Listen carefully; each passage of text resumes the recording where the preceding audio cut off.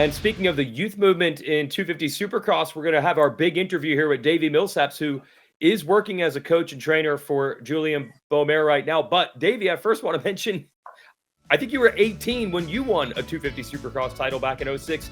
So you've seen it on both sides. As far as Juju is concerned, just take us back. What was his program like, say 2 years ago, 2.5 years ago when you hooked up with him? This has been a very steep climb for him. What was it like back then when you first started? Honestly, it was just over 2 years ago when he hired me, and he can maybe do 3 laps, maybe, honestly, fast laps, maybe between, I would give him 2 to 3 laps at max before he was shot. His first day that he hired me, I'm like, hey, what is your normal riding day like? So I have an understanding of what I'm in for. And he's like, oh, I do, 30, 40 laps, something like that. And I'm like, okay, cool. We'll start small. I had him do 30 laps and he couldn't barely move the next day. So I'm like, so that's not very much true on your part. But and we only did, small laps. I didn't have him do, big motos or anything like that, because it was just, I'm trying to see what he's doing. He had a race in 3 weeks at Anaheim too. So I'm trying to get some speed back in him and some consistency with that. But after that, it's he gave me 100%, and 2 years goes by and here we are.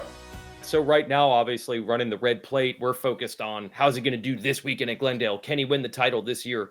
Is that necessarily where your focus is, or even his team's focus is? Or are you guys thinking, no, we're really just getting started here. Don't judge everything on 2025. Obviously we want to win the title. That's everyone's goal, is to win the title. But I also feel like it's taking it week for week and seeing what we're learning from, week in and week out. He hasn't really got a podium. He didn't really get a podium last year. Charlotte was SMX, and then he comes out and he has a 2-1-2. That's huge for him. It's building his confidence. But yeah, still trying to keep him humble and keep him grounded. But I feel like the Glendale obviously being a hometown race for him, and then the rest of the season being East Coast and East West shootouts. I think he's just looking forward to the learning and having fun with it and seeing where it takes him. I personally would love to win a championship but I also feel like, let's take it race by race. This is your second year racing Supercross, your second year being pro. You're 18 years old. You don't have a lot of experience at all. Yeah, he has me in his corner with a lot of experience, but yet I'm not the one that's lining up on the gate.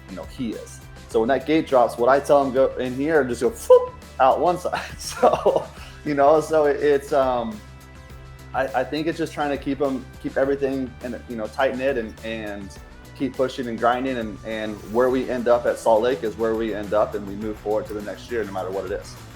My last thing, people are really enjoying this back and forth now that we've seen with Megan on the podium and then back and forth on social. Is this really a thing? Is this a thing that you guys are talking about, addressing, acknowledging? How are we going to deal with this?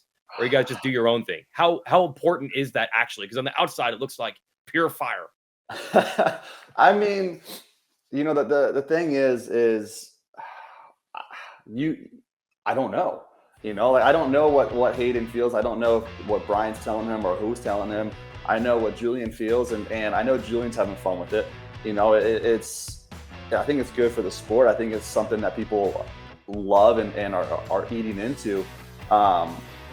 But I just love the fact that you have both the guys that will, talk mad crap to each other, but then when they're at the races, at the end of the race last weekend, high five or shook hands, whatever it was. They've been racing each other since they were 6 years old, and I think that's where the whole confusion was he said, I've been dealing with his antics. Well, yeah, because he does talk that way. He does talk mad crap. He does. That's just who he is, and I don't think it's a bad thing. I think the build-up between both of them is I think it's funny. I think it's great. I think they're both feeding off of it. I think that's something that this 250 class needs. It came in where it was Levi and Hayden. Now it's Julien and Hayden, and then you have, Jordan Smith lurking right there. I think it's something great. I don't mind it at all. I think that he's having fun with it, and I would love to see where the year takes it. Hi folks, Lee Diffie from NBC Sports here. If you truly enjoyed what you just watched, you can get more news, interviews, and highlights by subscribing to the Motorsports on NBC YouTube page. You can get it all, so go for it.